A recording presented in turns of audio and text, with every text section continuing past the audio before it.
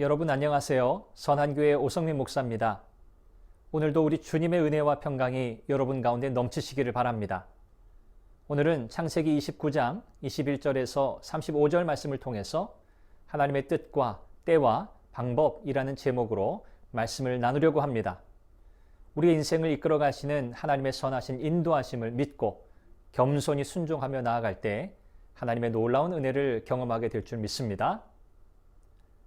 12월 20일 말씀과 만남 시작합니다. 라반은 무보수로 7년 동안 일할 테니 라헬과 결혼하게 해달라는 야곱의 요청을 받아들이고 계약을 맺었습니다. 하지만 7년이 지난 시점에서 그 약속을 지키지 않고 있었습니다.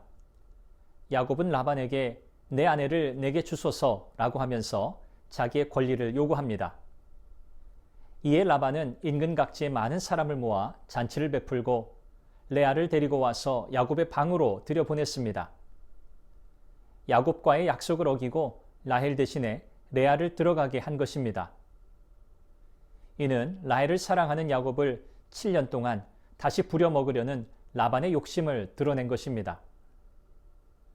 라헬을 사랑했기에 7년을 며칠같이 여기며 어머니에게로 돌아갈 꿈에 부풀었을 야곱이었지만 이튿날 아침에 그가 발견한 것은 라헬이 아니라 언니인 레아였습니다. 야곱으로서는 전혀 예상하지 못했던 일이 라반의 간교한 계획을 통해 진행된 것입니다. 야곱은 너무나 어이없는 일이 일어난 것에 대해 라반에게 어찌하여 내게 이같이 행하셨나이까 라고 말하며 왜 자신을 속였느냐고 항변했지만 그에게 돌아온 대답은 언니보다 동생을 먼저 결혼시키지 않는다는 말이었습니다. 이 대목에서 야곱은 아버지를 속이고 형의 권리를 가로챈 자신의 과오를 떠올리게 되었을 것입니다. 야곱은 눈이 어두운 아버지를 속이고 형의 권리를 가로챈 것과 같은 방식으로 라반에게 속았습니다. 언니를 동생으로 속인 라반의 간교함과 동생을 형으로 속인 자신의 과오가 전혀 다를 바가 없었던 것입니다. 리브가와 야곱의 계획이 하나님의 뜻은 이루었지만 잘못된 계획과 속임수는 하나님의 방법이 아니었음을 보여줍니다. 라반은 결혼 축제 기간 일주일을 온전히 채우라고 말합니다. 그렇지 않으면 그 결혼은 무효가 되기 때문이었습니다. 야곱은 일주일간의 레아와 정해진 신혼 기간을 보낸 후에 라헬을 얻었습니다. 하지만 그 대가로 다시 7년을 라반을 위해 일해야 했습니다. 라반의 간교한 계획으로 인해 야곱의 바람과 계획은 모두 수포로 돌아갔습니다. 사실 라반의 술책에 의해 레아와 결혼한 야곱이 라헬과 또다시 결혼한 것은 훗날 율법이 금하는 중혼에 해당했습니다.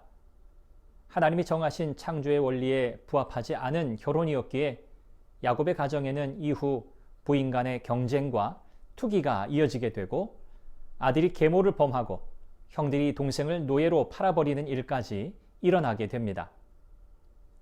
야곱은 라반에게 속아 결혼하게 된 레아를 사랑하지 않고 라헬만을 편애했습니다. 자기 자신이 부모의 편애 때문에 힘든 시간을 보냈으면서도 다시 그 잘못을 되풀이하고 말았습니다. 라헬을 통해 아버지로부터 받은 복을 이루려는 야곱이었지만 하나님은 야곱의 기대와는 달리 라헬의 태는 닫으시고 레아를 긍휼히 여기셔서 르우벤, 시므온, 레위, 유다를 낳게 하셔서 레아를 위로해 주셨습니다. 야곱의 인생 여정 가운데 여전히 하나님의 뜻이 이루어지고 있음을 보게 됩니다. 그러나 그 가운데서 인간적인 모략을 의지하며 잘못된 방법을 선택하고 절망하는 모습을 통해서 인생의 연약함을 발견하게 됩니다. 하나님의 뜻에 순종하는 것은 방법과 때까지도 하나님의 인도하심을 따르는 것입니다. 오늘도 우리의 걸음을 인도하시는 선하신 하나님을 의지하며 나아가는 저와 여러분이 되기를 소망합니다. 여러분을 축복합니다.